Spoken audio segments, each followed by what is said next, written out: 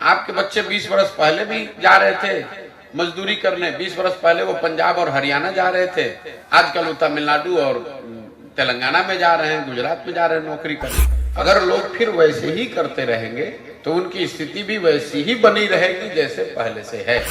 मान लीजिए कि 40 साल के अपने शासन काल में कांग्रेस ने यहाँ काम किया, ये भी मान लीजिए कि 15 साल लालू जी के राज में बिहार में जो गरीब वंचित पिछड़ा था उसको आवाज मिल गई, यही तो दावा कर रहे हैं। मान लीजिए इस बात को।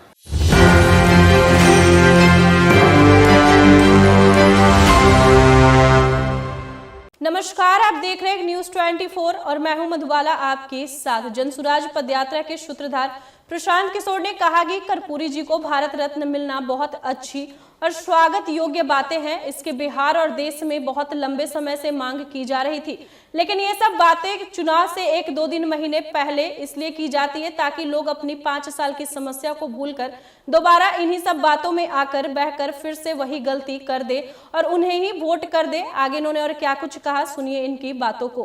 कर्पूरी जी को भारत रत्न मिलना बहुत अच्छी बात है, स्वागत योग्य बात है। वर्षों से इसकी डिमांड लोग करते रहे, लेकिन ये सब बातें चुनाव के 1 महीने 2 महीने पहले इसलिए की जाती हैं कि लोग अपनी 5 साल की समस्याओं को भूलकर इसी में आकर बहकर फिर वही गलती करके वैसे ही वोट कर दें। आपका कहना है लोग तो फिर वही बात करेंगे।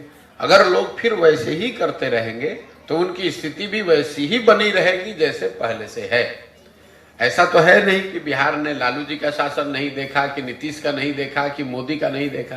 भाई 10 वर्ष से मोदी जी प्रधानमंत्री तो हैं ही, उससे बिहार में बेरोजगारी तो खत्म हुई नहीं, उससे कोई बिहार से पलायन रुका नहीं।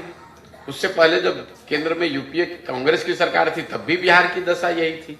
हम लोग तो इस अभियान में रोज ये बात कह रहे हैं कि ये बात ही बेमानी है कि किसने बिहार का भला किया, किसकी वजह से बिहार का नुकसान हुआ।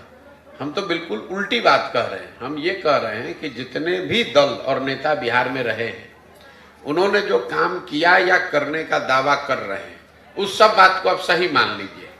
मान लीजिए कि 40 साल के अपने शासन काल में कांग्रेस ने यहाँ काम किया, ये भी मान लीजिए कि 15 साल लालू जी के राज में बिहार में जो गरीब वंचित पिछड़ा था उसको आवाज मिल गई, यही तो दावा कर रहे हैं। मान लीजिए इस बात को। ये भी मान लिया जाए कि भाई नीतीश कुमार भाजपा के राज में यहाँ पर सड़क बिजली में कुछ सुधार हो गया, लेकिन अगर सारे लोगों के काम को दावे को सही मान भी लिया जाए तो भी इससे तो कोई इनकार नहीं कर सकता है कि पूरे देश में सबसे गरीब, सबसे पिछड़ा, भुखमरी, बेरोजगारी वाला राज्य बिहार है। तो बिहार की जनता को, आपको, हमको ये सोचना है कि भाई देश आगे बढ़े, तेजी से बढ़े, धीरे बढ़े, वो तो एक कहानी है, लेकिन बिहार तो जहां था वही है। आपके बच्चे 20 वर्ष पहले भी जा रहे थे मजदूरी करने, 20 वर्ष पहले वो पंजाब और हरियाणा जा रहे थे, आजकल वो तमिलनाडु और तेलंगाना में जा रहे हैं, गुजरात में जा रहे हैं नौकरी करने। फर्क इतना ही पड़ा है। तो जैसा कि आपने सुना पीके ने क्या कुछ कहा। उन्होंने कहा कि बिहार के लोगों को एक बात है जो मैं कहना चाहता हूं कि वो ये कि अगर लोग लगातार ऐसे ही गलती करेंगे तो बिहार में लोगों की हालत वैसे ही बनी रहेगी जैसे आज है। बिहार ने हर नेता का शासन देखा है, चाहे वो लालू जी का शासन हो, मोदी जी का हो या फिर नीतीश कुमार का। पिछले 10 बरस से मोदी जी का शासन में है।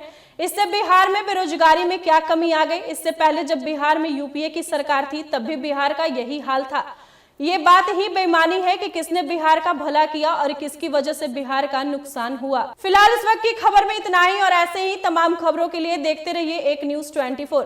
वीडियो पसंद आया हो तो वीडियो को लाइक करें, शेयर करें, साथ ही हमारे यूट्यूब चैनल एक न्यूज 24 को सब्सक्राइब करें। यदि आप हमारे फेसबुक पेज को देख पा रहे हैं तो हमारे फेसबुक पेज को फॉलो करें। धन्यवाद।